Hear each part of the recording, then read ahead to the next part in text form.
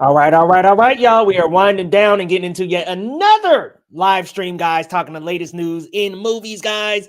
And there is a lot to talk about because, y'all, we're headed back to Hell's Kitchen to talk a little bit about this returning Marvel show that we have coming up. Daredevil Born Again, guys. Some set photos came out this week, and they confirmed Karen and Foggy are back, y'all.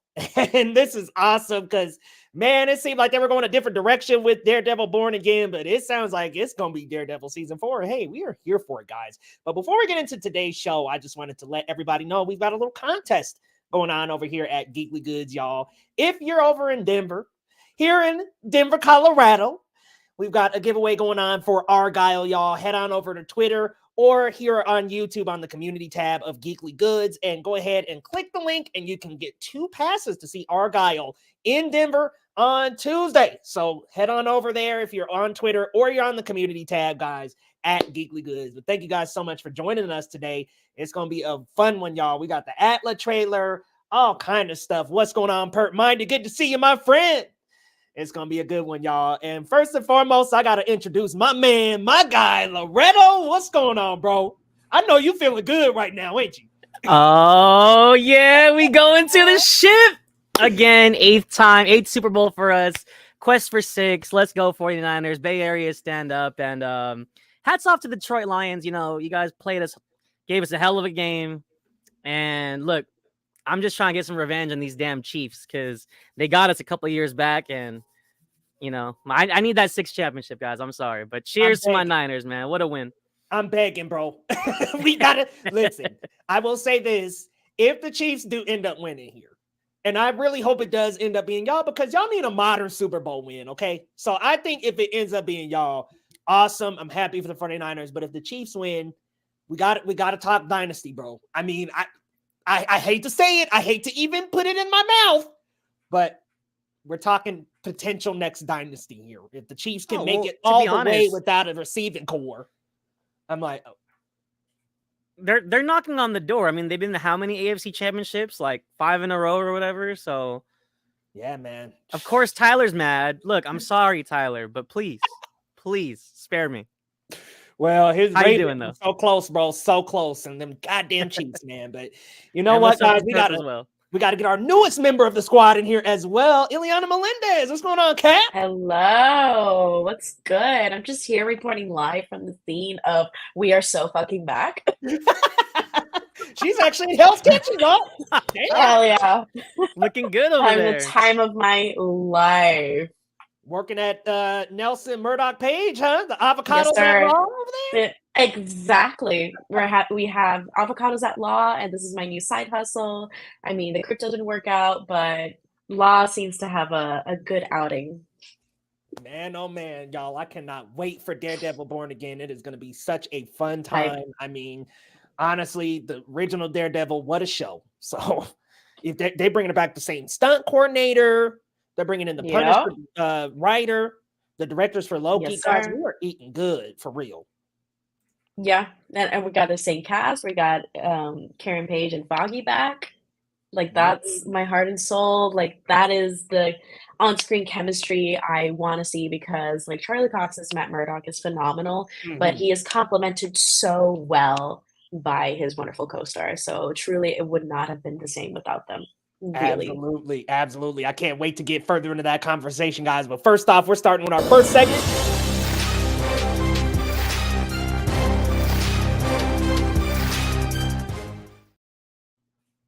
All right, y'all, it's time for Rate Your Hype, y'all.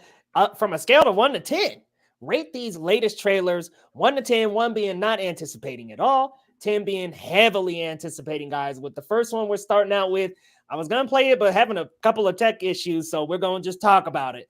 Avatar: The Last Airbender, the latest. We just got the full-length trailer. We got more looks at the world of Avatar on Netflix, and I'm just going to start it off, guys, and say that this is looking miles better than M. Night Shyamalan's version. M. Night Shyamalan, at least they are announcing names correctly this time. Things look accurate to the show. No Ongs, no Uncle Eros. So we're here, guys. We're back. Netflix's live action adaptation of the Avatar: The Last Airbender series, which will have a couple changes to the story, but I'm really feeling this, guys, from what we've seen so far. I will say some of the visuals look a little shaky in the trailer. Very possible that maybe they're not done, but for me, I'm feeling really good about it. I'm gonna pass it to my boy Loretto. How you feeling about the Avatar trailer, bro? Man, I'm soaring like a flying bison in the sky, man. My heart just jumped out of my chest. I mean, we caught a little half second of King Boomy. I was like, hey, we are here, and we are like, because we didn't get that in M. Night's film. I mean, look, don't hear what I'm not saying. I'm actually a big M. Night fan, but obviously he kind of dropped the ball with his adaptation. But we are like you said, miles away from that, light years away from that. I think the willingness to commit to the original vision, to the original, source material, it's there. And the so far the casting's on point. I can't speak to too much of the acting yet. Again, it's just a trailer, but I mean, DDK is looking fierce as Fire Lord Ozai. So I mean, let's go. Listen, he's looking like I don't want to mess with him. I'm like, man, that dude is a tank. And we're just here like he's looking like a Terminator, bro. Maybe we should hear it. I don't know. Maybe we should hear him out. He might be an action, but, why didn't have to make him hot? Jesus. Although, do you think they're getting to Ozai and Azula a little too early? Like, we didn't see we didn't see Ozai's face till season 3. We didn't see Azula till season 2, so a little early, huh? Yeah, I kind of like the build-up, though. It's the same way that, we saw Thanos smiling in the Avengers, that even just seeing that, it's like, it just kind of builds a hype. I'm not mad about it. Especially because DDK is just, he's a legend, man. Daniel Day Kim, he's been in the game a long time, and he's a great actor. So he is, man. And fun fact, he 100%. played 2 roles in the original Avatar: The Last Airbender. Asami's dad in Korra, and then he played one of the wrestlers in the original. So I love. Oh, I knew about Asami's dad, but I didn't remember like him being in the OG. Okay, that's fine. He's been in both series, so this is his 3rd rodeo in Avatar. I know he's gonna bring it as Lord Ozai. Ileana, what do you think? The trailer just dropped. How you feeling? I am a little bit. I'm gonna get a little bit perhaps pretentious about it. I believe in animation. Yep, there it is. He's gone. No, because you know what? It's one of those things like, yes, it looks good, but at the same time, it's like, did we need this? Because you're working so hard to animate like all of this water bending and it's never truly. It's gonna be different. It's gonna hit in a different way, but it's never truly going to hit like seeing the animated version of those fights because it's just a different style. It's just a completely different medium, and I think animation is cinema. Some things perhaps are meant to stay that way, but I am healthily hyped. My expectations are healthy. I'd say on a scale of 1 to 10, I'd say a solid 8. Let's be healthy about it. It does look good. I am, and I mentioned this to you guys, I am a little bit on the fence about it because of the whole debacle production-wise with the original creators and how they had to part ways with Netflix because of creative differences, and that's when we got the announcement of literally like the Avatar Studios, which I think was for the better. But you know what? So far, so good. I'm intrigued that it does not look as like perhaps throwaway as it could have been, because that tends to happen. Like you tend to get a whiff of that with the Netflix trailer these days. Yeah, and it's always like up and down, right? Because Cowboy Bebop, not quite it, but OP won a really good live action adaptation. Got people to go watch the anime. I've had a couple of friends tell me that they really saw the. Honestly, most of my friends love Atlas, so I had one person tell me they didn't watch Avatar, and they saw this trailer and thought it looked really good. So maybe Netflix is also stirring people back to anime and animation in a really good way. So these live action adaptations can bring people in, have them more curious. 100%. So that's something that's really beneficial. No, I didn't catch your out of 10. What you giving it out of 10?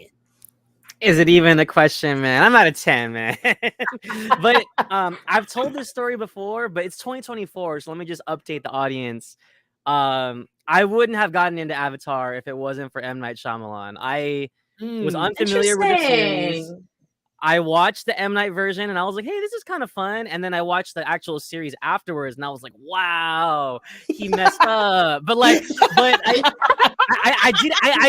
didn't get that until after the fact. Whoa.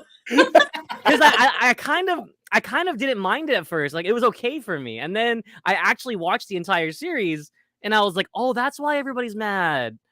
Ah, okay. So. Oh wait, I feel like so nerdy right now. I watched Atla when it aired. Nice. I was same. I was week to week. I was a baby. episodes. I was like 9 years old. I was 8 years old and I ate it up. I loved it. I got so sad when Korra came out because you know how the last season they didn't air it on TV. It had to be on. Yeah, it was on the internet. I was like, what? Guess what? Nickelodeon.com didn't work in Puerto Rico. Oh, So I couldn't see it. I never finished Korra until I was an adult. Oh no. Until 2020 when Netflix, which comes back to Netflix, kind of also hopping off trying to restart the boom that they started 4 years ago. Because Atla had a resurgence because they added it in 2020, summer 2020. To Netflix alongside Legend of Korra. So all of a sudden, everyone's watching it. Mm-hmm. And a lot of people are rediscovering it. I rediscovered it, and I was like, oh my god, yes, So this good. is like my childhood. It's so good. I was able to finish Korra, which is like such a full circle moment for me. And, you know, if they're smart, if Netflix as a studio is going to play it smart, they're going to be as faithful as possible because looking for his their audience was watching. Their audience was tuned in. This is no longer a pure nostalgia factor. Okay, people discovered this 4 years ago. Okay, this is I was looking for my relatively Blu-ray. new. I got the Blu-ray complete series. But anyways, Hell what's yeah. up, Daniel from the movies? What's going on, man? Gave it 100 out of 10. Hello. 100 out of 10. I feel that. Let me see the chat here. We got John too with a 9 out of 10 because of the soccer actor. Okay, yeah, that's little odd there. Oddity going on. We talked about it. We talked about it earlier. Yeah, a little. And Dragon Questionable. Trainer, this is gonna be a Netflix series on Netflix. It'll be episodic. So Thank goodness. Thank goodness. Hey, Marvel Latin News. I also. Hola, Anthony. welcome in. And then we have, I think somebody else. Oh, John was saying maybe a 9.5. Yeah. Maybe a 9.5. You know what, guys? I'm gonna have to give it a 9.5 too, just for that little Sokka dude. I'm like, all right, well, hold on. Don't be lying. Yeah. In tribes. Don't be lying, bro. That's not cute. It's not. It's certain things that also have me on the fence about it. It's like I'm not off rip standing the series because there's been a little. It's odd. There's some things. And this is a good comment from Perp. They want to capitalize on the IP. It was to what you were saying, Ileana. They recently just had such a resurgence putting it all on Netflix again. Yes, yeah, sir. capitalize. And I think that's what shit, I'm not that old. It hasn't been 20 years yet. It hasn't been 20 years quite yet. It's been about 17. Okay, so let's. When did the original series come out? Let me see. I think it was 2006. I thought it was 2004. I was not watching that. 2005. So we're close. We're coming up on that 20. 19 I was gonna say, That's so good. I wasn't OG. I couldn't Wow, speak to it. I was Jesus. like trying to calculate. I was like, wait, I was really wow. That means I was 7. 11 when it years started. old. I was at the TV every week wondering what Ang and Gang were gonna do, y'all, because I was pulled. I love Cat, that show. Digimon. Y'all, I was pulled up to the TV watching anime we could talk about whether Avatar's an anime or not all day long, but I was pulled up ready for them cartoons and anime. I'm just happy animation continues to thrive. Absolutely. All right, crew, let's move on to the next one with I was gonna go to Roadhouse. Star Jake Gyllenhaal. Now, this is a reboot or a reimagining, or I think it's maybe a reimagining of the original 1989 film with Patrick Swayze, because then it was just, I think he was just a bar back or like a security person or a bouncer or something. I don't think he was an MMA fighter. So in this reimagining, a former UFC middleweight fighter ends up working at a roadhouse in the Florida Keys where things are not as they seem. With directed by Doug Liman and starring Jake Gyllenhaal, Daniela Melchior, Conor McGregor, amongst others. And y'all, listen, I saw this trailer middle of the week, reactions up on the main channel. I loved how it looked. But there's a little controversy going on with this one because Doug Liman was told by Amazon that this would come to theaters. And then once all was said and done, Amazon decided to put it on straight to streaming. So I thought that was really messed up for them to pay Lyman. Yo, that's terrible. And then not release it in theaters. I was like, okay, that's a really controversial move. So Doug Liman is actually protesting the release of it at South by Southwest. So there's a little bit of controversy going on there, which is like a sting in the back because the trailer looks so much fun, but it's so long. It's about 3 minutes, y'all. So if you watch the trailer, it gives away a lot. It gives away about half the movie. Yeah, you'll know what's going on, man. You'll know what's going on. Uh-oh. Bang, bang, Niners gang. Let's go. They're having a good night. Peter Griffin, Roadhouse. Oh my God, that family Roadhouse. That Family Guy segment is like the best thing ever. It's a cultural phenomenon. He just like kicks Brian in the face. Roadhouse. Roadhouse. Never seen the original, and yet I know the Family Guy reference. So good. There's some Gen Z shit on my part. John with the great comment here. Prime Video needs to give Doug Liman the theatrical release. I would say what I had heard is that this was a budget of under 100 million. I'm not sure if that's true or not, but I could totally see this movie making 200-300 million for them, and that's good for MGM. That's a nice sizable takeaway, and I don't know why this isn't in theaters. And everything has to be $1 billion Barbenheimer or anything, right? It's like the $200-400 million movies still make money, so. Yeah, and also Jake has like decent star power. Like people like Jake, and you can market it as like a Doug Liman, the director of Bourne Identity and Mr. and Mrs. Smith, 100%. and Conor McGregor has his fans. I was going to say McGregor will pull some people in for UFC. Like this could be 100%. A decent hit in theaters. So no, and and it's kind of like and I think the trailer has even more pull than say even an Iron Claw, because like Iron Claw was like a sleeper hit if you were to gauge it from the marketing it had, which was basically nothing. Mm-hmm. And guess what? Even here, the theater was almost sold out. Every showing of Iron Claw, because people loved it, because they love a good classic, well, not in this case action, but it's just, there's something about these kind of movies that just kind of bring family together, like it's still 2003 in a good way. Mm-hmm. I mean, this feels to me, it does feel like an early 2000s action film. It's like, yeah, this is just like the way that it brings people together. Yes. Yes. What's going on, Didge? Saying yes, not everything needs to be 1 billion. It's just like the studios are chasing that billion so much, and it's like, no, they're trying to maximize profits to the moon. Huh? They're trying to maximize profits to the moon, and just absolutely, they're going for those big one hitters instead of what the business used to be, which was a consistent output of relatively good films with healthier box office like runs, Okay, scale of 1 to 10. Where are you at, Ileana, on this? I'm a solid 9. I think it looks good. It's not usually my cup of tea. I'm not gonna say like, oh my god, I'm a Jake Gyllenhaal girly, but it looks good. I really like how it's filmed. I think it's a fun time. It's gonna be a fun time, even sadly, if it's going straight to streaming. I think it's a good movie night. Yeah, and for me, as somebody who was just an action movie diehard and junkie, like I love seeing like the mid-budget, low-budget action films coming back and making a great resurgence. Put this in theaters. Put it in theaters, man. Like even John Wick is $100 million. So it's like, okay, put this in theaters, man. Like this could be a payday. Low, where you at? 1 to 10, man.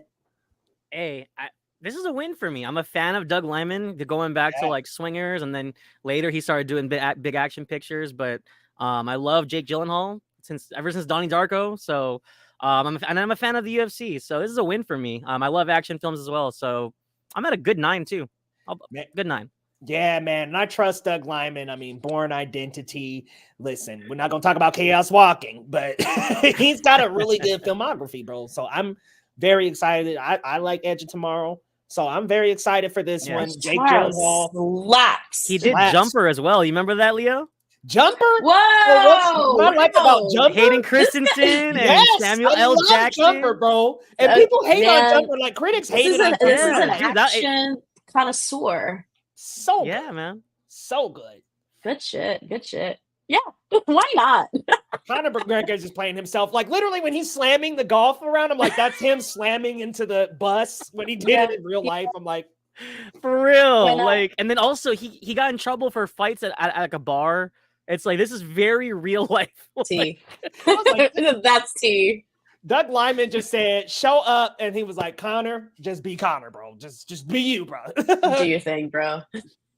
Yep. Mr. Mrs. Smith. Yes, sir. Man, Mr. and Mrs. Smith is such a fun movie.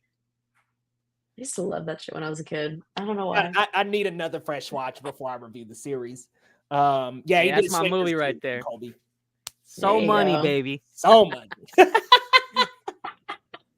All right, y'all. We finishing the segment out with one that I am extremely excited for. I am very here for this director. And of course, Jordan Peele, anything with his name on it, I'm definitely going to see. But Monkey Man, starring and directed by Dev Patel.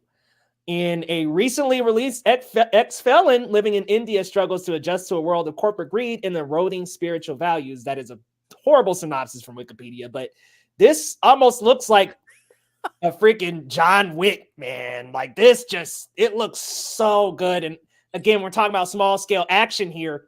This just looks shot so amazingly. Like I love the cinematography already. The fight choreography, everything looks immaculate, man. The red color palette, and honestly, how much it's borrowing from Indian cinema too. And you just see these just immaculate shots, and the way the action looks filmed is just unreal to me from that trailer. Lo, what you thinking, man? Jordan Peele for me, 3 for 3 so far. I know this ain't a Peele directed film, but his name's on it. Dev Patel. What you think, man? So first of all, I just love Dev Patel. I think he's great. He was great in Lion. I mean, that was Slumdog Millionaire that put him on the map, right? And then what was it? The Green Knight was amazing. So I love his work. It's cool to see like young talent get behind the camera as well, like a la Michael B. Jordan, who we talked about last week. I kind of missed this trailer. It was super hype a couple of days ago. I wanted to watch it like when I was, with my big screen and see in the HD and like and really focus on it. I didn't want to watch it at work or anything. But I will say this. I love that Jordan Peele championed this film. This film was originally going to get dumped onto streaming, and Jordan Peele was like, hold on, guys. This deserves a theatrical release. And with his assistance, they got it done. So hell yeah for Dev Patel and Jordan Peele. That's awesome. I did not know that. I love that, man. Yeah, like that. Yep. We need this support to get these movies back in theaters, man. I mean, could you imagine like watching this on Netflix? Sure, it'd be fun, but it's not comparable to watching this like on a big screen with that action that just looks amazing. I mean, they're kind of reminded me a little of RRR recently. Just great action. Ileana, where you at with it? Solid 10. This is my most hype like film of the year right now. Like that trailer has got me head over heels. Again, like you said, like the cinematography is already stylish as fuck. So I'm in. Okay. I'm a simple girl. If you film things in a fun and inventive way, and especially if there's something so satisfying about fight choreography that is not only like synchronized with the camera movements, but even with like the music, which is this is something I love about. This is a very specific thing that I love about Birds of Prey in particular. Like they will fight to the beat of the music, and I really like the vibe that I'm getting with Monkey Man here. So I'm very excited for Dev Patel. This is his directorial debut, right? Yeah, Yes. I believe so. Oh yeah. So again, very exciting. I love to see fresh minds behind the camera and also in front of it. And once again, Jordan Peele with Monkey Paw Productions championing like people of color and just films that we don't really get to see from other studios because they want to keep peddling the same shit over and over again. So anything with Monkey Paw Productions on it, I'm in.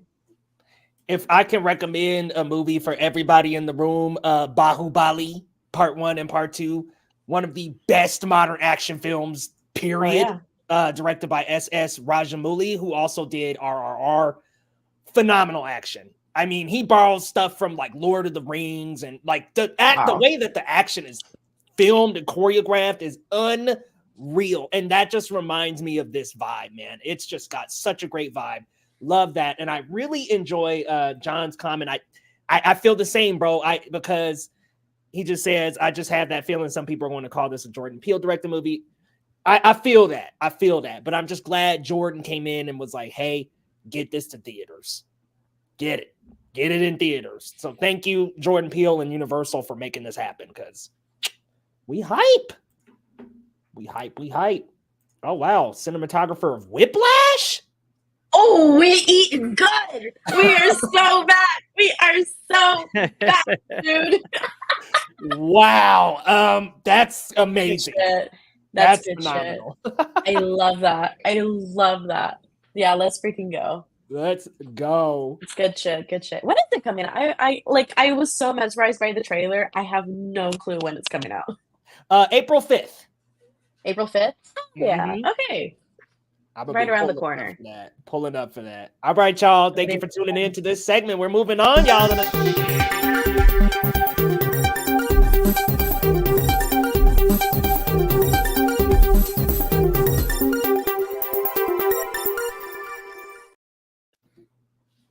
All right, y'all. It's about time to check that box office pulse. The Beekeeper pulled a surprise jump to number 1 in its second week, leading yet another tragically slow box office weekend with just $7.4 million. Mean Girls barely came in at number 2 with 7.3. They just barely got edged by The Beekeeper, while Wonka continues to hold strong with number 3 at 5.9 mil, and that was followed by Anyone But You and Migration. The same top 5 as last week. They all kind of just flip-flop spots. It's January, guys. There's not a lot of tentpole pictures out. There's not a lot of big award-winning films out, minus, there's none of the contenders are really in theaters right now, minus Zone of Interest, which has a limited release. But it's a slow weekend. I thought The Beekeeper was fun. I actually watched it in XD D-Box, so there was a fun romp in the theaters with Jason Statham just doing what he does best.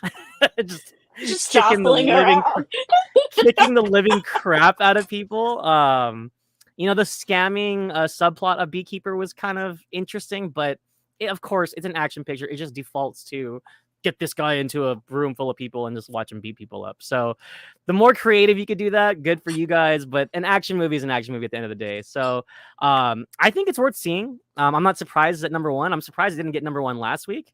But let me drop this to you, Leo. Did you see The Beekeeper yet? I still haven't seen it, y'all. I gotta see that dang Beekeeper, man. I'm just like, come on, that's an action January staple here. But it doesn't really surprise me. It's like we're waiting on Argyle really to start kind of ushering in some more stuff.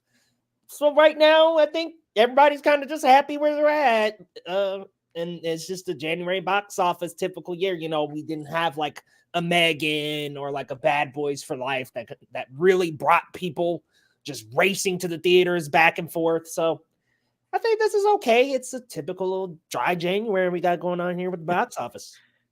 Exactly. And, pre-show, we were talking about this, and I actually want Ileana to elaborate with our audience. She had some really good things to say about January, and please enlighten us. This is going to get a little boring, but essentially it's more of an economic phenomenon. It's more of an economic thing. Most people, like consumers, are spending a lot of money and going out in December because of the holiday season. And come January, that's why things start slowing down. You notice a lot of stores are doing after Christmas sales. Is because they want to keep moving merchandise because people are not buying as much because everyone spent all their money in December. So the same thing happens with movies. Like that whole treat, especially now because movie ticket prices are going up because of inflation. A lot of people just don't always go out to movies. That's why January tends to be a very slow month. Which honestly, considering that it's a slow month, Wonka still got legs. Yeah. Yeah. That's honestly, very surprising to me. Yeah, that's I'm happy for it because again, I love that film. I mentioned that last week. Paul King did a great job. Timothy Chalamet, surprise! I didn't think he would do as well as he did as the lead character, and he was wonderful. Oh wait, y'all. Yeah. Speaking of Wonka, guess what's on video on demand and what's not? Aquaman 2 that made its way on the digital. Wonka And they released the same fucking weekend, didn't they? WB admitted defeat. They said, you know what? Go ahead and dump that online. No, I think when you have a premiere in the Grove, you gotta take the L. Oh man, you gotta take the L. Just and Jason really Momoa quick, screaming a sigh of relief at the movie. I'm just like, man, I feel like that's how WB feels. Just like, woohoo, just done. yeah, the DCEU is officially cooked. I wanted to respond to this because Tyler's making the joke. Oh, does he move up to wasps in the sequel? But but I just wanted to say, do you mind if like a minor spoiler? I don't think it's a spoiler. No, I don't mind. Like to be fair, it's kind of John Wick light in another sense because I feel like every movie's doing it, but the beekeepers are actually like a group of like trained people. Assassins. So yeah, like it's a code word for what he really is. So that makes sense. anyways, typical. Oh, wait, what's with the bees in the poster then? Where did the bees come in? No. Okay, so what's funny though, Ileana, so his code name is he's a beekeeper and everyone's scared of the beekeepers, but he retired and he actually become a beekeeper. And he actually makes honey in the beginning of the film. It's actually quite wonderful. Seeing Jason Statham all peaceful and like zen and he's like making honey. Okay, well, I gotta ask y'all, Baba Yaga or the beekeeper, who's taking it? Oh man, well look, I'm gonna be fair. I mean, I know they're close to each other's age. I feel like Transporter Jason Statham would be more of a match for John Wick because I just feel like he's not as like spry as he once was, but it'd be a hell of a fight. I think I'd take Keanu though. Yeah, same. Even though Keanu's probably older than Jason Statham. It's just that Keanu is just and I think quick. He's nimble. I think Keanu's got height, he's got reach, and plus Keanu actually trains. Like he does. Yeah. Doesn't he train like jiu-jitsu and all that? Like everything. Yeah. I mean, hey. Jason Statham also trains. He's always kicking off the bottle cap. No, I'm not taking away from Jason Statham's skills, but I just feel like I think Keanu's more well-rounded. I think that's what I was trying to say. 100%. No, Keanu, and I think it obviously translates into the John Wick character. John Wick is not the strongest, he's not the fastest, but he tries to be the smartest. That's what makes him such an interesting action figure. And he survives. Yeah.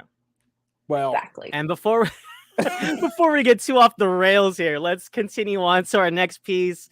We are back, baby. Ileana's hype. She's over there. She's on set right now, you guys. I am on set in Hell's Kitchen, guys.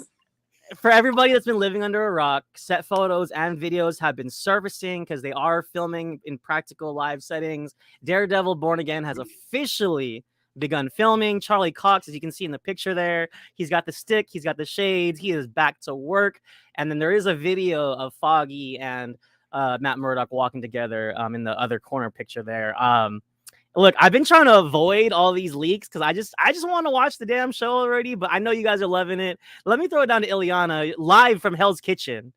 Hell's Kitchen. Please just elaborate, like just how you're feeling and how much this just I am feeling great. I'm feeling like we are so back. I feel like this is Marvel back on the streets. We need, like, we're always talking about street level heroes, and this is, I'm sorry, the street level hero. Sorry to Spider-Man, sorry to that man, but Spider-Man likes to dip his toes in both worlds. Of street level and like, Avengers level. Okay. He likes to dip his toes in both worlds, and Daredevil stays focused, he's got his own world. He's got his own really cool rose gallery. He has these wonderful supporting characters around him, and I'm really excited because it's just one of those things that's because the essence of the character is not so much like these flashy CGI effects that are needed. Again, at the core of it, it's just really good fight choreography. If you have the same stunt coordinator from the original series, if you have the same people behind the wheel, it's gonna be good. I have full faith in it, and it's gonna look good. It's gonna feel good. And it's one of those things where, yes, we had 3 phenomenal seasons, like, way back when on Netflix, but the end of season 3 didn't, this story hasn't been exhausted. I don't think it's been exhausted, and I think there's still at least another season in them with these same characters. As long as they don't keep beating the whole Wilson Fisk thing again, because we had that for 3 seasons. And again, he's got a lot. This character has so much potential on screen, so I think it's going to be something really refreshing for the state of like, the MCU as a whole. Not so much TV shows, because like we've got Loki, we've got Echo, we've got now Daredevil. Like, the TV shows have been hanging on and defending themselves in their own right, but I don't know.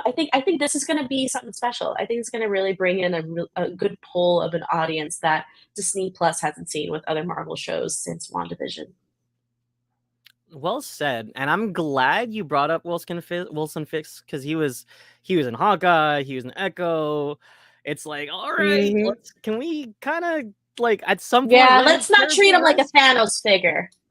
Yeah, I mean, he's just never ending. But I want to say what's up to Mike, Mr. Novice Cinephile. Don't you put that evil on me, Rick and Bobby. Don't you? So hold on, y'all. That was like don't put this. That was like existence. the rumor, though. That was like the rumor early on, as they were gonna kill them off screen, and I was like, nah, man, Mike, y'all can't do that. I am not. We did not come all the way back for them to die in the first episode, Mike. No, please. John saying they should just let Fisk take the Avengers Tower. Hey, something's got to happen with that tower. There's a lot of rumors about what's going to happen there, so that'll be interesting. Let me toss this to you, Leo. I mean, you're a huge Daredevil fan as well. I mean, I know you're loving this. I've been trying to like close my eyes. I don't want to see too much, but I mean, I'll admit it's exciting. It's exciting, right? Well, hold on, y'all. I got to come out the gate. Kingpin's coming back, and I'm happy to have Kingpin back, and I do think he could be the Thanos of the street level team. So I'm happy to have Kingpin back, but it's Bullseye's coming back, and Muse is also involved in it. For those who don't know, Muse is a big Daredevil villain, and he paints street art with his victims' blood. So he is a gruesome, crazy dude who is actually invulnerable to Daredevil's sensory skills. So this is going to be a matchup. A hell of a matchup between these two. We got Karen and Foggy back, y'all. We got Philip J. Silvera, who did the stunt coordination for Daredevil, back, y'all. I watched a video breakdown of the hallway scene in the first season of Daredevil, and I watched him break down why he has Matt being so tired in it and why this is like a more realistic take on crime fighting on the streets. You see in Daredevil episode 2 when they're doing that long hallway stunt fight. Man, Daredevil ain't beating the crap out of everybody like he's Cap. He's tired. He's huffing and puffing. He's like, man, I got to catch my breath. This is a return to form for this show, and I'm so freaking happy, guys. I mean, we've got Karen Foggy back, Philip J. Silvera, Kingpin, Bullseye, Muse. There's another villain as well that was confirmed, but I won't spoil. But there's another, I'm sorry, not villain, hero involved in this story as well, who will be might have a big presence in this. So there's quite a few characters returning, some new characters. Man, I am so excited, guys. I'm like out of my seat. And it was like you were saying, Liana, they got to dial back a little bit and bring us back to the street level stuff, because I've recently rewatching Daredevil. I think I just got to episode 7, but in episode 2, right after the hallway fight, and this is a lot of people I feel like don't touch on this as much. It's right after the hallway fight, once he beats the guys, Daredevil like lifts his mask a little, reveals his eyes, saves the young kid, and you see him carrying this young boy out of danger. That kind of subtle heroism is what we need back in the MCU. We need these small moments of real heroics going on the streets. And I think Daredevil Born Again is going to bring us back there. I think we're going to really, really eat with this series. And I think it's going to really revive some oomph that these Marvel TV shows have been missing. So I am over the absolute moon. If we're out of 10, I'm 1,000. I cannot wait. Hey, just off of both of your guys' energy, I'm just as excited. And to be honest, I gotta finish season 3. I never got to finish. I know, guys. Ooh. I know. Throw the tomatoes. I will finish. I'll just tell you this, before this man. comes It's a back on air. great ending to that season, but like, Yeah, Ileana get said, a box a lot of to tissues. yeah, get ready. But there's a lot to be desired Hey. after this. So Daredevil Born Again. I was gonna perfect say, complex. I was tore up when what's his name, the reporter got choked out by Fisk. That had me messed up. That had me toe up. I like that guy. I was like, Yeah, damn, that man. was cold. Yeah. So, yeah, I got to go back into that world. But you know what? I'm just as excited as you guys, and I will say this: Charlie Cox is incredible. So I'm just so happy to see him back. He's great. Good comment here from John. Need to bring back Luke Cage and coffee. With Jessica Jones and shit. Like, okay. Man, what an era. What an era. Spicy. Anyways, moving from the MCU to a Disney adjacent sci-fi universe, Jillian, is it Jillian? I think it's Jillian. Jillian Anderson joins the epic cast of the upcoming Tron Ares, and filming is now officially underway. I know, Leo, you're kind of like, I think the last time we talked about this, you're kind of whatever. I know Jared Leto is like spearheading this project in a way, but I love Tron Legacy. I didn't even know that was Joseph Kosinski, who did Top Gun Maverick most recently. And I'm here for Greta Lee getting bigger work. This is a huge blockbuster for her. We got Evan Peters, and we also have what's her name, Sarah Desjardins, something like that. I'm not familiar with their work, but we got a young cast. We got some exciting players here, minus Jared Leto, of course. And I just love the computerized sci-fi world of Tron. I think if we bring back Daft Punk, that'd be awesome. I just think there's so much storytelling here. They're broken up, unfortunately. Oh, really? Ew, never mind. Yeah. But Ludwig Göransson, cop on board. Somebody solid. A lot of potential here. I just love the untapped potential of these stories. Like, there's a mythology in Tron. I think that's really exciting to tell. Let me throw this up to you though, Leo. I mean, we got some more exciting casting since the last time we talked about this, and it's filming, so it's coming, man. So how do you feel? Man, I'm looking at this photo. I see Gillian Anderson. I see Greta Lee. I see goodness, for my Evan Peters. Sorry. Evan Peters. Then I look and I see Jared Leto. I'm just like, oh hell! Like, I'm just like, man, yes. Like, I just, God damn it. it's just like, oh my god, man. And I don't. Who's the director? I'm actually looking it up right now. He did. So Sarah Desjardins from Yellow Jackets. Yes, John, that's her. Sarah Desjardins. Let's see, Joaquin Ronning, I think is this guy's name, was doing the direction. Yeah, he did like the 5th Pirates, remember? I don't know. So I don't know. I don't have much hope. And Daft Punk split up in 2021, so I'm like, I don't know. I'm a little. I can't be excited. I wish I could be. I want to be excited, but you say these 3 names. If you just didn't say Jared Leto, I think I'd be a little over the moon. But you just have Jared Leto in that lineup, and I'm just like. Hey, Colby said the same thing. Colby said epic cast and Jared Leto. It's tough, man. Yeah. Oh, man. Ileana. No, Tyler's saying the truth. Pull that shit up. Tyler said, stop trying to make Tron happen. That's how I feel. That's how I feel. Okay, let it die. So I take it. Let it go. From you saying that, so I guess Ileana, you weren't a fan of Tron Legacy? No. I did not care for it. You know why I was there? I went to see it in the movie theater. That movie came out, what, in 2007, I want to say? 2006? So I was a kid. And I went for Jeff Bridges. That's why And what? I went because I liked Jeff Bridges as an actor. He was barely in the Okay. fucking movie. It was terrible. My 9-year-old Eliana was like, "Well, where's Jeff Bridges?" And it's just Olivia Wilde. So I'm not a Tron Legacy fan. I think like you said, like, yes, conceptually, great potential. You know, it's gritty Wreck-It Ralph at the end of the day. And it could be great. But Jared Leto's standing right there so menacingly that I just simply cannot feel comfortable endorsing this. And that's how I feel about it. Yes, Greta Lee deserves to. Nice. Greta Lee I love it. absolutely deserves more roles, bigger roles to have her career skyrocket. But at Leo's what got cost? the soundtrack. I love it. And Leo takes this shit seriously. so me and Leo had similar concerns the last time we talked about this. Colby said, "This guy did the 5th Pirates. Oh God." But John, you know, I mentioned Ludwig, but yo, hear me out. What if Natalie Holt did the score for this? I think that'd be cool. Natalie Holt did Loki, did a wonderful job with Loki. I think that whole sci-fi vibe, I think she could kind of vibe with that electronic sound. And Colby just saying don't Tron think you Legacy could was top 2010 actually. Yeah, I Ooh, just don't think you 2010. can top Yeah, that so Daft yeah. Punk. That Daft Punk was just Oh yeah, real. Daft Punk killed it. Yeah, so they might need to bring back some of those themes. I don't know if they can.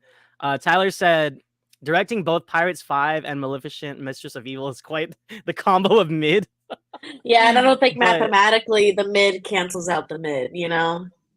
Yeah, but you know, I've also seen some directors that, you know, sometimes they surprise you. You know, they might just get the right film or the right group of actors, minus Jared Leto. So you know, look, I guess I'm the only Tron like truther here, which is why I have this story and I'm so excited. But I get it. It wasn't for everybody. So I'll be honest with you I'm here for guys. This is the only thing I like about Tron. That's for a fair. while, You though, I had gotta that put soundtrack on respect repeat. where respect is deserved. So, anyways, let's move on from this video game universe into an unfortunate bit of news. It's a scary trend in Hollywood right now. Netflix is scrapping a completed sci-fi film called The Mothership, starring Halle Berry.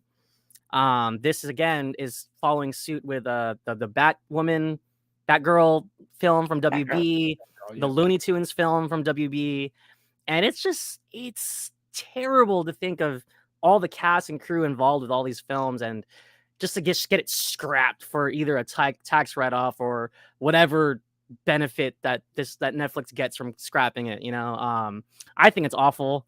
I think it's disingenuous to the business. It's terrible. Let me throw this to you, Eliana. Are you familiar with the story? And I mean, yes. it's terrible. It's like, right? icky, I mean, but I think it's something, and I'm glad that it's getting a lot of coverage right now, and I wish it was getting a little bit more, because I think it is something that if it blows up just enough, we could get another nice little tax law here, but that's getting into politics. But the thing about big corporations manipulate, because you know obviously the tax laws are made to benefit them, but the government is still going to try to get their taxes, and a lot of big corporations such as like Walmart, for example, love to write off a lot of losses and even make losses up. That's why they're anti shoplifting, but they will still write off millions upon hundreds of millions of dollars in shoplifting, even if that's not true. So they'll cook the books. And studios are now doing that, and God knows how long they've spent doing that, because David Zaslav just went on like a whole spree because he got into power after a big merger, the stockholders, the shareholders are going to be like looking for profits and looking for their shares to go up in value. And the quickest way to do that is by saving a lot of money on taxes at the end of the year. And that's why they will write off these movies and these productions and all of these expenses for just that. And sometimes it's literally just that. You know how much a tax write off can be? A lot of money, hundreds of millions of dollars. So that at the end of the day, that's their bottom line, and it's at the cost of art, of creativity. Even if, the Mothership couldn't, well, I'm not saying it's an Oscar-winning movie, but it's still an effort that creatives put energy into that at the very least deserves to be seen, even if it's one person or 100 people or 100,000 people. 100%. I was gonna say I'm not up on all the tax laws. Like it sounds like you are I pretty well gotta I versed. gotta dive into it again because I haven't taken my account. I graduated accounting like 5 years ago, so I'm like going off of that. But this topic right now, I gotta dive into it a little more because it's getting a little sus, is what it's getting. Absolutely. And really quick, I just want to say what's up to Laser. Welcome. It took you a while, but you're What up, here. Laser? Leo. I mean, this is crazy. I mean, you and me spoke at length about Batgirl, and even Looney Tunes to an extent. I mean, this is a startling trend, and especially with someone like Halle Berry being attached to a project. Like, it's one thing to scrap, a Looney Tunes cartoon, but something with like someone like Halle Berry just getting scrapped. It's like almost unheard of, right? I mean, Yeah, so Looney Tunes luckily got saved. Looney Tunes is back on the release schedule, but it just sucks to see like Batgirl and now Mothership. It's like you're saying, Lo, it's a dangerous trend here in Hollywood, just scrapping these movies, canning these movies. That's not good. Yeah, they are getting the tax write-off, and I think the way it works is kind of similar to burning a building down for the insurance money. I mean, it's just kind of like once it's 100%. on, yeah, once you delete it and once you get rid of it, you get money back. So it's really shitty that this is happening, especially that like Halle Berry. Come on now, like that's mama right there. Y'all doing this to Mama Halle like this, have her waste all her time like this, film all this, do all this. And here's the thing: we can say what we want. Maybe it doesn't look so great, whatever. It doesn't matter about how it looks. It matters at the fact that creatives put in so much time to get this filmed, to act, yes, to write, direct, and then it just gets deleted.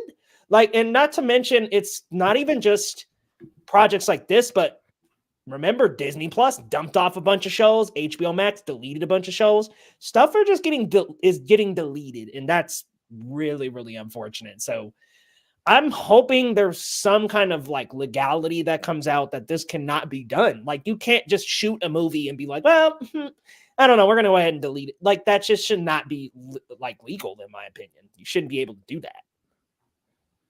Yeah, absolutely. No, I it's think it might unfortunate. come Oh, go back ahead. to the union. Yeah, it might come back to the union agreements at this point. Yeah. Yeah, I wouldn't be surprised. I mean, this is crazy, and hopefully, I mean, I'm sure we haven't seen the last of it, but hopefully something gets done about it for sure.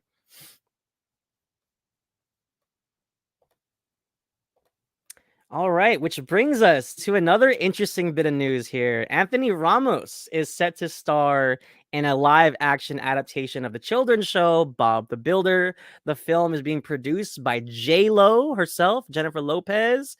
And I'm going to throw this straight to Ileana because apparently this news is a lot bigger than we think. There's a lot of interesting things going on behind the scenes. Please enlighten us, A little bit of Ileana. tea. Apparently, and then this is like again, this is what Discussing Film has like been reporting. So who knows what it ends up being? But the premise is allegedly that it's gonna be set in Puerto Rico. Like he's gonna be a construction worker going to Puerto Rico to like reconstruct Puerto Rico, and like the political insinuations with that especially like as somebody who lived through Hurricane Maria and like multiple hurricane like natural disasters that have happened for the last like 6 years, where a lot of reconstruction has been promised by the federal government and it hasn't actually arrived, or they send the money and a lot of corrupt government officials keep that money or they steal it. It's this because alongside all of that small lore, a power company, a Canadian power company was hired called Whitefish, or was it Canadian or like from Montana? So like this US company got hired for like a huge amount of like taxpayer money. And they came here and you had a lot of Americans in Puerto Rico just making so much money doing very, very little work or doing almost nothing. So a lot of Puerto Ricans are, including me, had like an initial like backlash reaction to this bit of news because it just feels almost like if it's the route that they're gonna take, it's almost insulting because it's kind of like diminishing or minimizing the real like world things that are happening here, especially with that topic of reconstruction because of everything that's happened and like how the US plays into that, like the US government. It's I don't know, for a kids show adaptation, why? Like they really went in hard.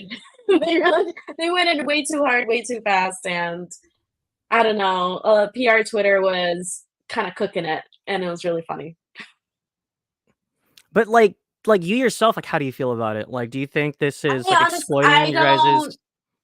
I think it has. If it's true what they're saying, it 100% is exploiting. 100%.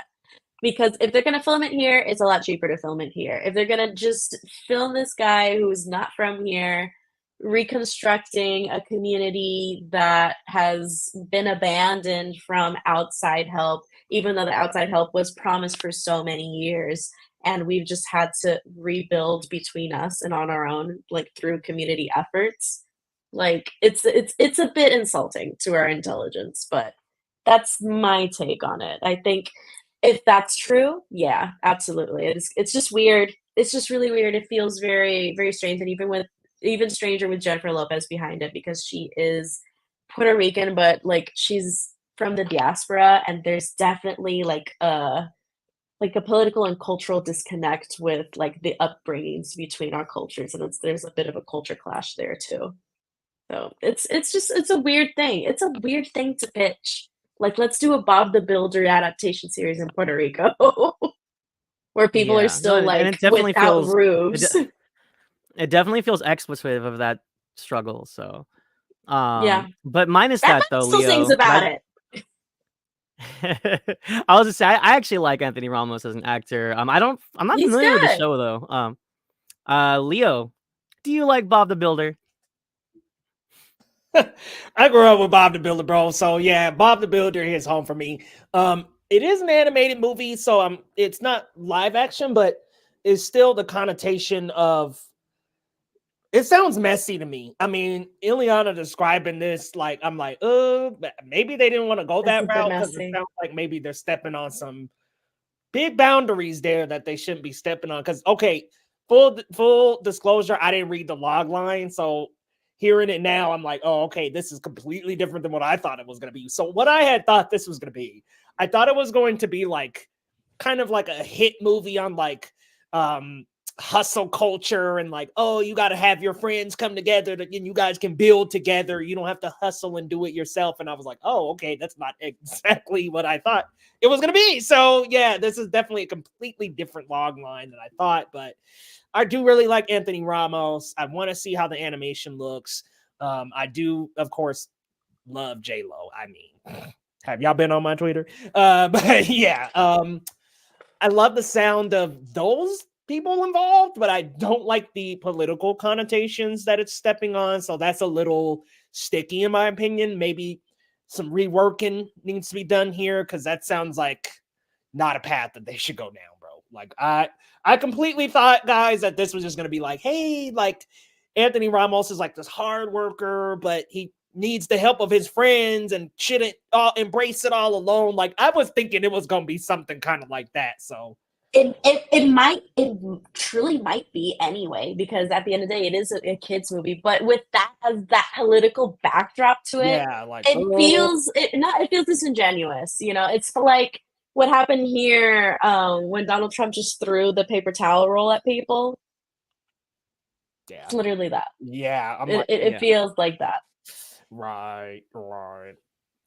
It's an interesting thing that, like you said, Leona, to make that setting, especially for an animated film. Because I made the mistake earlier, guys. I actually fixed the slide. I thought it was a live action adaptation, but I fixed the slide. So even as an animated picture, it's like all the more. It's like it's really interesting to take it there, right? I mean, like, what is Bob the Builder's weird. backstory? Like, is he Puerto Rican? Like, I don't know. No, Like, No, Bob the Builder's a Bob white the dude. Builder is from Home Depot. Like he is as American as can be. And I grew up with Bob the Builder.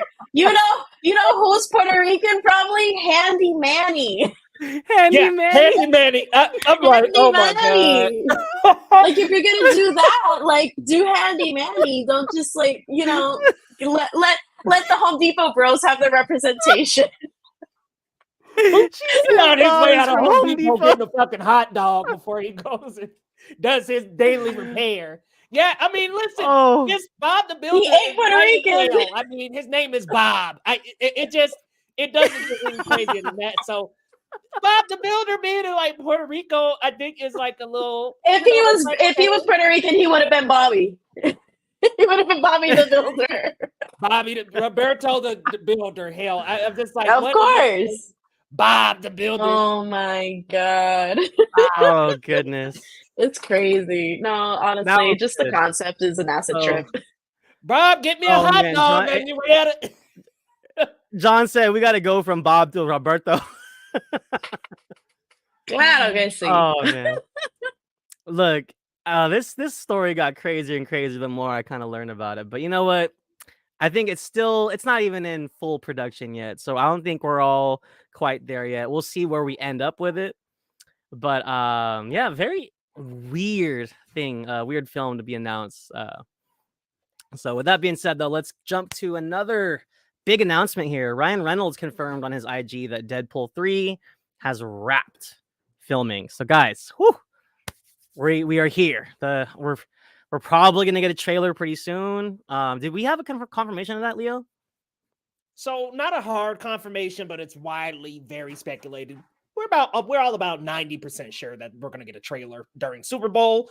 Perfect place to debut Deadpool 3. So prepare yourselves. Yeah. For Super Bowl. There will be a Deadpool 3 trailer. I'm 99% sure of that. But yeah, this is great. I mean, I thought the photos that Sean Levy shared were really cool of the three of them, embracing and calling this a brotherhood. And I mean, ever since Deadpool came out and talked about fondling Wolverine's balls to be in the movie, I've wanted to see the two of them in a movie together. So I'm very happy that it's finally happening. And we did get a small synopsis from Marvel Studios Japan, an actual official synopsis today. That reads, I didn't actually have it in front of me, but essentially it does describe a little bit about what's going on, but not too much. It says the irresponsible hero Deadpool will change the history of the MCU with Wolverine. So it sounds like they're really going that route that they've been talking about with the multiverse, the TVA's involved, and then they're going to be going to different universes. So we're going to see some variants. We're going to potentially see some time travel. Oh my God, guys. I'm super excited. And what's very exciting about Deadpool 3 is this is Marvel's only movie of the year. They're going to put this out. And then I think this is a great idea. Put out Deadpool 3 and then give it a rest. Give us a little break, y'all. There's going to be shows. We're going to have X-Men 97, by the way, which, they are going to cook with that shit. Echo was fun.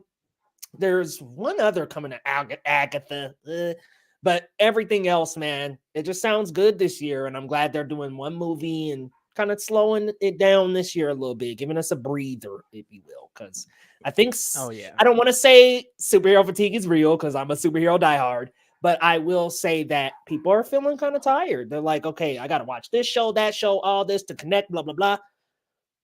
Let's slow it down a little bit. Let's slow it down. Give the people the Daredevil teasing and just pump the brakes a little bit. Yeah, I definitely think this is the party that's going to bring the MCU back. I think this is really going to bring everybody back. And I've been on this train the whole time.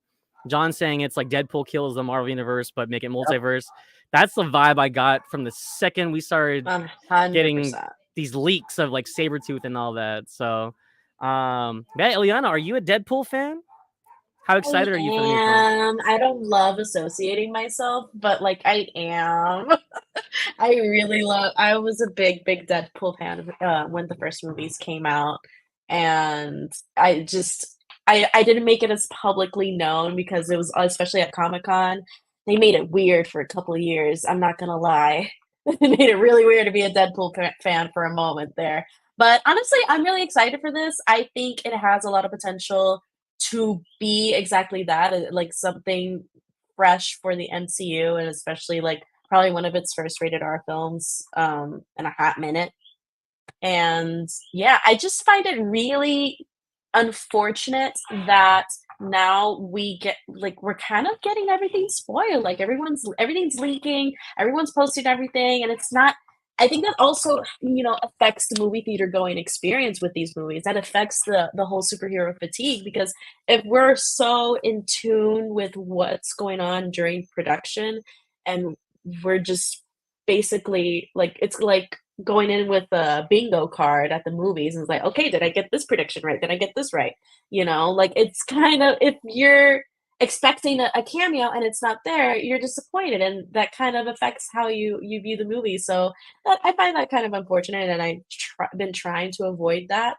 But I think regardless of the things that have been leaked, Deadpool has not failed to surprise me. I think that they're still gonna come out swinging with a couple of good things that maybe we don't see coming. And I think that's what's most exciting about this movie for me. I'm craving something unexpected. Oh yeah, definitely. And this would be akin to like, I think it was Deadpool 2 where he made the joke in the X mansion, like, huh, I actually couldn't afford the rest of the guys, and then they were like right behind him and they closed the door. That So I didn't good. see that coming. That was great. It was like the first class, like Exactly. the first class cast, like just and they closed And the it's door. for the bit. And it was for the bit, and that's it. And it was Yeah, funny. So, like, if that anyone's was gonna do great. multiverse and make it fun, it generally makes sense for the Deadpool trilogy because they've been Absolutely. jabbing at it since what 2016, since 2015, the first movie.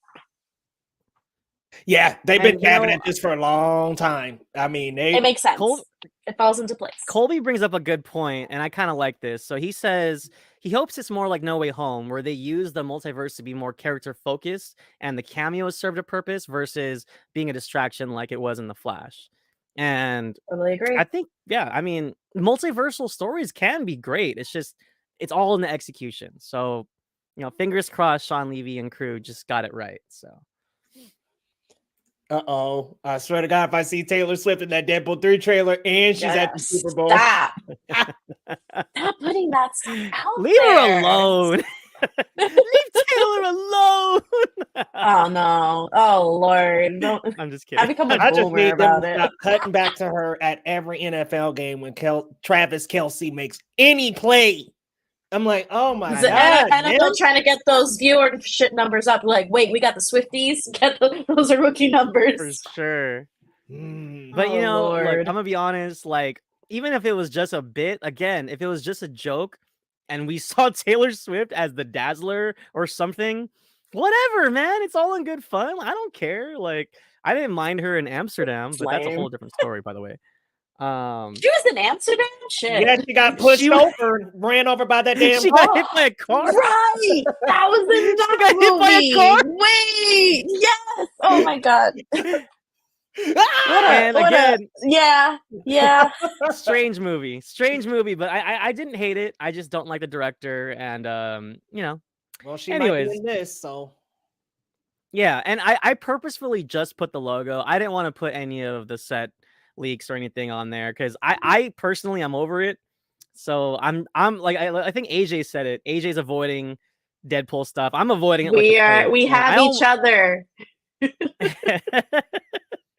So, I'll be here for the Super Bowl. I hope it's just a teaser. because I really hope they don't give away too much. I hope it's just like a fun little teaser. But I mean, the film, the film's done, so they're obviously editing right now, and we'll see. We'll see. But I'm excited. It'll be good. All right, y'all. We're almost at the end here, but before we get to the end, Tenet is set to be re-released in IMAX 70 millimeter on February 23rd of this year. I should have put 2024. Anyways, I'm one of the few people. I actually really, really liked Tenet, minus some of the audio issues, and there's a couple sections where their exposition kind of starts drowning me in its a wordy exposition, but like the set pieces, Robert Pattinson, his bromance with John David Washington was so real, and I was so invested in their journey together. Like, I was here for it. And if you guys have seen the film, you guys know what I'm talking about, because when we get to the end of Tenet, I needed a moment. I got really invested in that whole setup. So I'm excited. I'm gonna see this. I'm a huge Christopher Nolan fan. Obviously, I've said it several times, and yeah, I'm excited for this. Ileana, you're shaking your head with me, so I take it you enjoyed Tenet. I love Tenet. It's one of my favorite Nolans, and Yes. it's like it's kind of my guilty little pleasure. It's like, because every time I say I love Tenet, everyone's like, "Oh my god, it's ass. It doesn't make sense." I'm like, "It makes sense to me. I understand it." And I understand it so well when I'm under the influence. This is my little movie. This is my treat movie. Okay, this movie's a treat when I'm feeling like I want to vibe, I want to like tickle my brain and stimulate it. Boom, Tenet. Tenet's there for me. And I was telling the guys earlier, before we came on air, I'm really sad that I did not buy myself the limited edition steelbook from Best Buy when it came out. Okay, I bought it for my brother. Thank you, because I'm a good sister. But yeah, You at the are. end of the day, love this movie. I'm really excited to be able to see it for the first time on the big screen, even though, yes, I was making fun of Christopher Nolan's comments about this being meant to be on the big screen, and I think I had edited a bit of the trailer on an iPod Nano because I thought it was funny. But at the end of the day, when I did end up seeing it, I was like, and I saw it on my laptop, I was like, yeah, this is an IMAX. This is an IMAX moment, bro. So I'm really excited, and I'm 100% going to go watch this movie exactly as I always watch it, under the influence. Hell yeah. And John saying cinema is back. Do you feel that way about Tenet, Leo? Hell yeah, Is I love cinema back? Tenet. Love Tenet, y'all. So I did have to watch it with subtitles, but guess what? I love subs, so I was like, whatever. But I would like if they did fix the audio issues. That would be nice. But if not, I'm asking, can y'all put some subtitles on there for a brother? Just some subtitles. I keep forgetting y'all don't it. get subtitles in the movie theaters, because we always get subtitles here Yeah, we don't because get it's in subs on all our Spanish. stuff. And I love sub, by the way. I have sub Oh, on regular stuff. So I have same. sub on English. So I'm like, I love subs. So hoping maybe they can doctor in some subs. But honestly, I really want to see this on a big screen. I've only seen it on a laptop. So I want to see this on a big screen, baby. I loved Tenet. Love it. It's I'll just be so honest. funky. I actually, I know this was like peak pandemic. I actually went to the theaters for this one. So Listen, man, I went to I risked it. theaters for Godzilla versus Kong. There you go. I Oh, get But it. no, this is exciting. They're showing Tenet in reverse that Ileana's showing. What? and I'm not gonna notice, buddy. I'm not gonna notice, and I'm Oh gonna have a man. great time. No, I think But the best speaking thing I've of, heard about Tenet, sorry, the best thing I've heard about Tenet, and with this I will close, the moral of the story is a stranger is just a friend you've met to make. I love that. That's And just adorable. knowing the context of the film, my heart is melting again. But switching tracks, switching rails, or so to say, John David Washington is in Tenet, and the last story of the night, he is reportedly in talks to replace Jonathan Majors as Kang the Conqueror. Not my best Photoshop work, guys. I did it pretty quickly while I was watching the Niner game, so forgive me. But great. this is exciting. I'm a huge John David Washington fan, going back to like Black Klansman. Again, Tenet was awesome. I can't speak for that weird Zendaya movie, whatever. I didn't see it. Malcolm and Marie or whatever. I didn't see that one, but everything It else was I've seen odd. him in, he's just amazing. If you guys have seen Tenet, there's that scene in the kitchen where he just cheese grates somebody's face. So I think the intensity's there. He could just beat the crap out of anybody as Kang. I think this is exciting if we nail him. Let me throw this right back down to you, Ileana. I mean, how do you feel about this particular casting, especially? I mean, drama aside, because Jonathan Majors obviously made poor life Yep. decisions, but he's a good actor. So I think this is a pretty good replacement. Yeah. I 100% agree, and I agree with the fact that it should be recast. I don't think there's a huge issue like at this point in the game to recast Kang, because has he really been that present in the MCU to hurt people's feelings if he has a different face? Even like, especially think so. considering that the whole multiverse thing, of course, like, oh, this one variant looks different. Like, it'll even make sense in the story. Like, truly, it is no sweat off anyone's back to recast this character, because it's a good character and it's a good like addition to the MCU like overall storyline. And John David Washington is a good actor. He was great in The Creator. Malcolm and Marie suffered Sam Levinson, but like Zendaya and John David Washington killed it anyway, regardless. He was absolutely wonderful in Black Klansman, of course. Like, I rewatched it the other day and I'm like, yeah, that's my guy. So I think he's leading man material, and Nolan saw that in him. And I hope the MCU does too. Definitely. And I think like the fact that Quantum Mania did so poorly in terms of critical response and even like its so-so box office, I don't think people are gonna miss Majors much. Again, before all the allegations and the drama with what he did, I was a really big fan of his. But however, with a character like Kang, I just feel like we wouldn't blink an eye. I mean, as someone who was an Edward Norton fan, I thought it was cool Mark Ruffalo replaced him. I think Mark Ruffalo's great. So I think we have room here to kind of just let this character live on as someone new. Leo, it looks like you're nodding in agreement, and you and me were excited at the thought of who we could recast. I think originally you and me were hyped on someone like John Boyega, but JDW, not a bad person to fill those shoes. I'm sorry, I'm gonna have to say it. Good choice. Coleman Domingo is a phenomenal choice. When they came with the idea of Coleman Domingo taking over for Kang, I'm attached. I can't have anybody else be in the shoes. I'm like, I want it to be Coleman Domingo. I see you down there, John. I see you. Man, we all. I did not know this news. I did not know the Coleman Domingo. Yes, okay. I can't get that out of my head. I'm like, listen, I can't get it out of my head. I think Coleman Domingo just has so much charisma and he'll have so much fun with this. Like, he will just make this sinister and fun. And nothing against John David Washington. He's a great actor, but I just think Coleman has way more charisma. He's got the presence. And I just think, man, if you making like a master villain, like, yeah, grab a masterful actor. I mean, Coleman Domingo, phenomenal man. So I love it. I like the idea of John David Washington. I love the Coleman Domingo idea. Coleman Domingo sounds phenomenal. Well, now you ruined it for me too. Sorry, Coleman Domingo is like perfect. I see the vision though, because he's got that. Because John David Washington is still very young, at least in my eyes. Yeah, because he's like still 32, 33 or something. Yeah, he's, to me, he's a baby. He's still baby. But Coleman Domingo has that menacing, like, he's gait about him. Wait, John David Washington's 39. He looked good. Yeah, he did.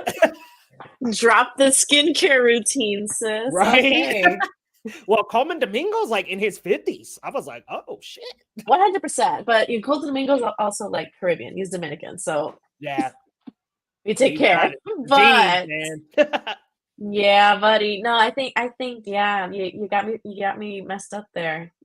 I like that Yeah, better. so He's got that I couldn't medicine help about but him. think of Ma Rainey's Black Bottom, and I think he was Cutler in that. And Oh, good, man. and when I picture that, I can see him doing like Victor Timely, like I can see him playing like the other Kangs and the other variants. So, damn, you got me a little torn there, but he is a little on the older side. So, again, we could I don't play think with the that's a variants. I problem. guess.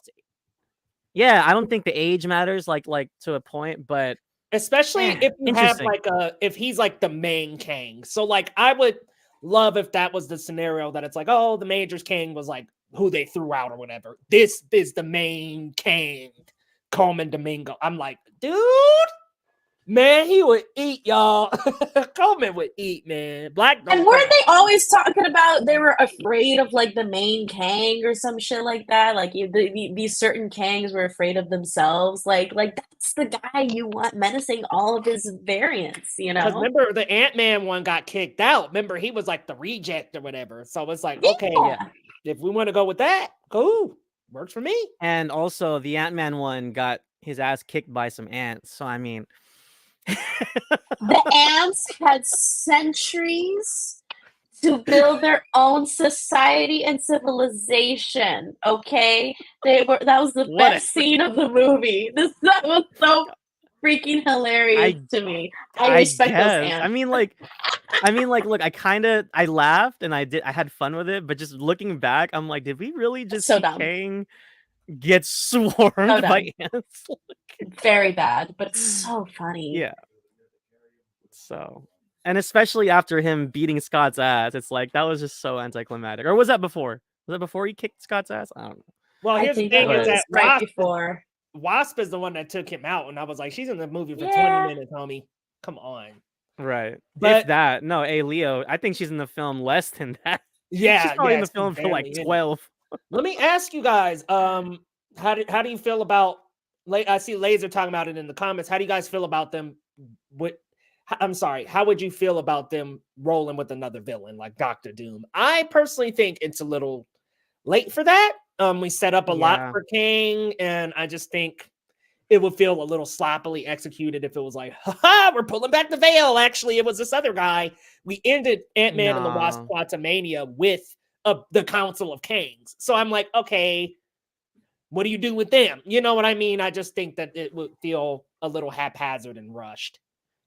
Yeah, no, I'd hate that, and they would be making the same mistakes that DCEU used to make. That's very reactionary for them to like pivot their storyline to a completely different villain because of all this drama. That feels like something DCEU would have done. Like that's the way that they rushed their process and kind of just kept throwing things at the wall to see what sticks. And I think the MCU should stick to their guns and just let this story play out. And like we've been saying, I'm good with a recast. So whether it's Coleman or JDW or whoever, I'm good with it. So 100% agree. And yeah, Doom should be his own saga because Doom is like a he's a good villain that can stand on his own too. Like these are two big bads. These are two big baddies, and I think they'll kind of clash with each other if you're trying to put them in the same saga. So I think doing one thing at a time, it's all good. Yeah, I'm okay with Doom being like the big bad of the next saga. I think that makes sense, build up to that's Dr. what AJ's Doom. saying. Huge, yeah. Yes, exactly. Thank you, AJ and AJ. Kobe. All right, we hear y'all. you guys. I think that's the move. If he's gonna be the big bad, he's definitely gonna be his big bad in another era of the Marvel stories. Absolutely. Especially if you're getting the X-Men and Fantastic Four involved later on in the MCU, which I'm totally cool with. Take your time. Same thing with Daredevil Born Again. They went back to the drawing board. They're taking their time. Now we're renewing excitement for this project. I think it's that. I think it's the MCU having to just kind of hit a hard reset in terms of the production process and that, theatrical slate. So let's see how it goes. So, John, I think there's room for both here. Like, and just hear me out, right? Like, let's say, remember the first Avengers film had Loki, we were building up to Thanos coming, but Loki still kind of went through the whole saga along with the journey. We could have both Doom and Galactus, I think. And even if Galactus is just in the background, I think we could have both present in that wherever we end up in the next phase of MCU. But I don't know. Maybe that's just me. Yeah, I think Galactus is actually a great Fantastic Four villain. So I think you make him the main villain of Fantastic Four, or Silver Surfer, have him involved in all that. There's room for both. I agree. But guys, let's real quick finish the stream off with this what the fuck moment. I'm telling y'all gonna hear some weird squeaking noises at the back of y'all damn Dune 2. What is this, bro? You take that shit back. You take that shit back. What were they thinking? So help me. People pulling up with the lube to the Dune 2 premiere. I'm just like, man, what's going on here, bro? What's up with that? And design? what's terrifying is the amount of people. I don't know if they're just joking, but the amount of people that holy water. Holy water. That popcorn bussy. Raw Moosey. No, not the Wormoosey. No. That's not buttermilk. See, Didge just said what everybody thought. That's a booty hole. That's a booty hole. Dude, I took an edible when I saw the first Dune movie. So when the sandworm comes out for the first time, everyone's like, ah, and I literally went a little too loud. Girl, that's a nice. Girl, that's a booty hole. Like that meme. You know what? They ran with it. They absolutely ran. That's disgusting in concept too. Ugh. That's like Your that magic. popcorn's gonna get caught. Laser said that's not butter in my popcorn. Laser, you better not. You better control yourself. Oh my bonk. goodness. I'll bonk you all. Horny ass. No. You didn't No, call me. Oh my goodness. The Alaskan bullworm. No, they need to go back to research and development because this is sick. This is sick and twisted. I think the biggest thing here is just the image of you putting your hand into it. I think that's gonna make me feel weird. Yeah. Like I don't know if I'd put popcorn in this thing. I don't even know if I'd want to buy it. Honestly, it just looks so funky. Like reach into the worm booty hole and get me some damn popcorn. Shit is weird, bro. But think about just the sensation of like these rubbery, plastically little like phalanges just go on your hands. Because I don't know how y'all eat popcorn, but I like to go by the fistful. You can't do that here. What the hell? Hey, that's how I eat my popcorn too, and I will never look at this bucket the same. It's cursed. That probably hurts her a little bit, doesn't it? Yeah. Oh my god! Poor worm. Poor thing. Gonna be sore tomorrow. Fine. Shai Hulud is fine. Anyways, but yeah, if you guys haven't seen the thread of that thing, it's freaking great, man. The internet never misses with those. They never miss. I'm shocked SNL hasn't made a joke about it yet. John said, "Why is there a hole at the bottom of his bucket too?" Oh my god! Please, guys! Oh my god! Oh my goodness! No, this is bad. Shout out to it's terrible for the original. And what kills me though. What kills me is I swear I think some people really would though, and that's scary. It's a scary world we live in. That's gonna be sold out just for the meme. It's gonna sell out. I think it will. But you know what, guys? 100%. Mike's just like just speechless. No, thank you. Speechless.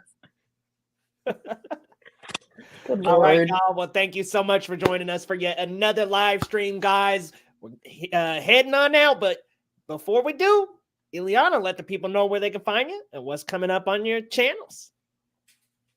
You can find me at Captain Melendez on Twitter, Letterboxd, and Instagram. And right now, what's coming up is me on Geekly Goods live every Sunday.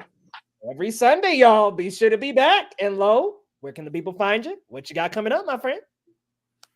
You guys can unfollow me on Twitter and Letterboxd at Marcellus Durden. Admittedly, I need to update my Letterboxd. I haven't updated it since last year, but I'm a proud editor, critic, and reporter for the Cinema Spot. Check us out on all socials at the Cinema Spot and at thecinemasspot.com. We got a bunch of great reviews. We have a spoiler review of Echo, the hit series on Hulu, Nice. and a whole bunch of other stuff. Check us out, cinemaspot.com. Guys, head on over to the main channel, Geekly Goods. We've got a lot of goodies coming out these days, y'all. Hitting it hard in the MCU, DCU arena. Rumors, speculations, guys. We're talking all of it on the main channel, so come on over. We got reviews. I also just recently reviewed a film from Sundance, Love Me, starring Kristen Stewart and Steven Yeun, and not too bad. Would have functioned a little bit better as a short film, but head on over to the main channel to see that, guys. And then if you're on any other social media platforms, it's at Geekly Goods, dropping that news and speculation and rumors all day long, y'all. So if you love the MCU, DCU, and you love movies and TV, come on over to the main channel. And y'all pull up back here next week, same time, same place. Actually, we'll be a little bit earlier. We'll be about 6 o'clock PT. So come on back. We'll see you next time on Geekly Goods.